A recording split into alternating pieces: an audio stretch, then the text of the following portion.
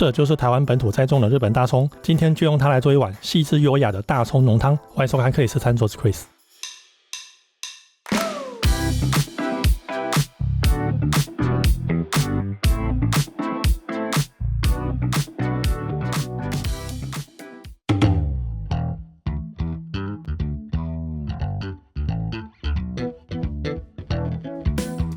這根巨大的蔥可不是大蔥壓的武器哦，它叫日本大蔥。雖然品種也來自日本，但卻是台灣本土種植的哦。感恩讚嘆台灣的農業實在太強了。記得學徒時期第一次看到日本大蔥的時候，還是貴生生的進口貨呢。雖說現在也不便宜就是了啦，這一根大約也要60-70塊。產季以往都在過年前後短暫出現，不過今年似乎有提高覆蓋率的跡象。今年到4月份還能看到它的蹤跡，讓我們拭目以待吧。日本大蔥的甜度很高，蔥綠蔥白都可以分開應用。給你們看看斷面，跟一般的蔥別無二致，一樣都會有2隻心包在蔥白裡面，只是它是巨大版。而且日本大蔥水分超多哦，你看這切下來都噴水了。蔥白末端也是哦，切面馬上有白色的汁液流下來了，看有多甜。所以這就很明確蔥白的用途了。例如今天要做的濃湯，或者是拿來燒烤，蔥綠相較起來就比較辛辣一點，拿來炒蔥爆豬肉或牛肉，味道超棒哦。做湯可不是只有放大蔥而已，你可以加入跟蔥味比較接近的辛香料來提升層次，像是紅蔥頭還有洋蔥。雖說光靠這些蔬菜也能打成渾濁馴服液的濃湯，但加入澱粉類如馬鈴薯，可以讓湯的質地更絲滑更順口。香料的部分大推月桂葉跟百里香，因為這道湯走的是一個優雅細緻的路線。如果你買到新鮮的百里香，建議買回來先泡水至少半個小時，瀝乾之後放在保鮮盒裡面保持水汽，放冰箱至少可以保存2個禮拜哦。你手上有任何高湯都強比直加白開水。像我手上只有褐色的雞骨湯，所以調配用量的時候得謹慎一點，免得搶走大蔥的風采。當然你也可以用市售的雞豬高湯或烹大師，方便就好。通常大蔥濃湯在喝的時候是搭配蝦夷蔥，但那得在特殊的食品原料行才買得到，所以我推薦加一點烤培根，但不要太多，點綴一下就好。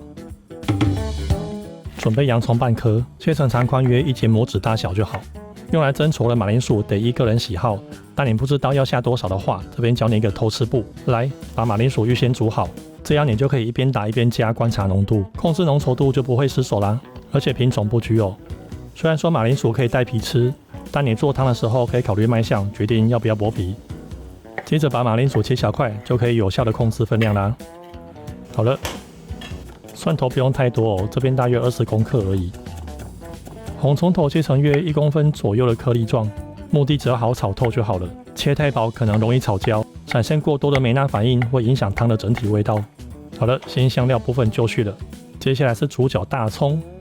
大蔥你得分2次清洗哦，先把整體外觀重洗一遍，切開後還要再扒開來洗，把蔥白剖開，尤其是上面這一段容易藏泥沙，越靠近底部其實還好，但你還是重洗一下，在流動的清水下把皮翻開來洗乾淨。這個我不用教你應該會吧。蔥綠顏色比較淡的部分其實還是可以用，它們肉很厚也保有甜度，這樣子你一整隻的日本大蔥裡面有將近200公克的蔥白可以用哦。把蔥白切片，大約0.5公分就可以了。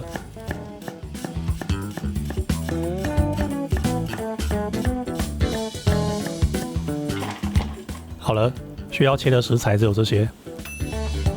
培根可以事先烤起來，烤到像這樣子焦焦的就可以了。縱向剪窄一點，再剪成小小片。好了，用保鮮盒装起來放冰箱，2周內用完。平常的炒高麗菜或者是沙拉，你都可以撒一點在上面。製作濃湯首推用奶油炒，尤其是高品質的發酵奶油，這能讓你的香氣錦上添花。奶油下鍋前得注意，如果你的鍋很熱的時候，奶油丟下去很容易燒焦。你可以先下點植物油，我這邊用的是橄欖油，轉一轉，讓油遍布整個鍋底。這時候再下奶油，就可以得到比較好的緩衝。當然，這時候鍋子還是很熱哦，我們不要讓奶油燒太久。在奶油還沒完全融化之前，就可以先下大蔥了。雖然說蔥白很甜，但是你切完後會聞到一股明顯的辛辣味。大蔥跟其他的蔥蒜類都一樣，切開後就會有硫化物揮發，告訴你的眼睛跟鼻子它的存在。所以我們第一步得先把大蔥炒熟，借由高溫把裡面的硫化物逼出來，讓它們不是揮發掉，就是轉化成別的香氣。上1分鐘還辣得讓你直皺眉頭，下1分鐘卻甜到讓你暈船啊，就像你女朋友一樣哦。我們維持中小火炒就好了。特別是你用鑄鐵鍋，得把火控小一點，並且記得隨時把周圍的殘渣收乾淨，避免過焦。我們的目的是要完全炒熟，產生甜味。過多的梅納反應會讓這道湯的風味失去平衡。大約2分鐘左右，大蔥已經完全扁塌，而且聞看看已經完全沒有嗆味了，而且多了一股甜甜的蔥香味。那這個時候就可以加其他的辛香料了。如果馬鈴薯跟我一樣是煮熟的話，就不用下。保持小火繼續炒，一樣哦。我們的目的只是要讓它炒熟，產生香氣，而且不要過多的梅納反應。大約來到2分鐘，大蔥顏色稍微黃了一點點，其他辛香料也炒熟了。這個時候你可以選擇要不要加酒提升香氣。如果是白葡萄酒，怕味道太重搶走風采，所以如果要加的話，我推薦清酒。它清新淡雅的風味蠻符合這道料理的主題的。那我啊，把酒氣揮發掉就可以下高湯了，全下。所以今天用的是1根大蔥兌上1公升的高湯。這個時候百里香跟月桂葉就可以進來了。蓋上蓋子計時20分鐘，讓蔬菜的味道充分釋放。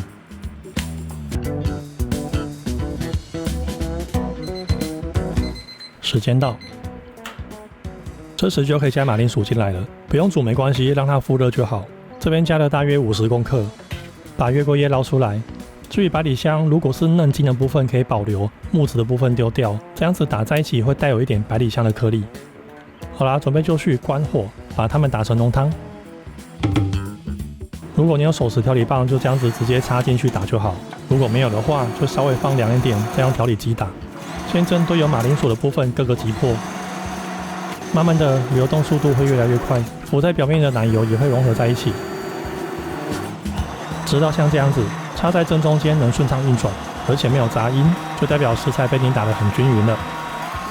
好啦，看看這個質地，非常棒哦，非常的絲滑，而且濃度剛剛好。在調味之前，你得先試一下它的原味，特別是從來沒有接觸過日本大蔥的朋友，你會對它的原味非常驚豔哦。因為還沒調味過就很甜了啊，我們只需要加鹽來加強底味就夠了，不用再放糖去平衡，這樣就剛剛好。趁熱打一碗起來。用這個碟形的湯碗才有儀式感。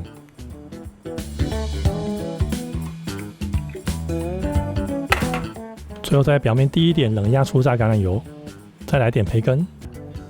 上菜前記得把盤子擦乾淨。好啦，這一碗季節限定、細緻優雅的大蔥濃湯就完成了。我真的必須說，現在的廚師太幸福了。除了資訊比以前還發達之外，市場上的食材也越來越多元。以前很多遙不可及的進口生鮮，現在都被台灣農民栽種出來了。所以如果您是剛入餐飲業的年輕人，除了上班以外，平常也要多逛逛市場，在家也要多下廚，這樣廚藝才會進步更快哦。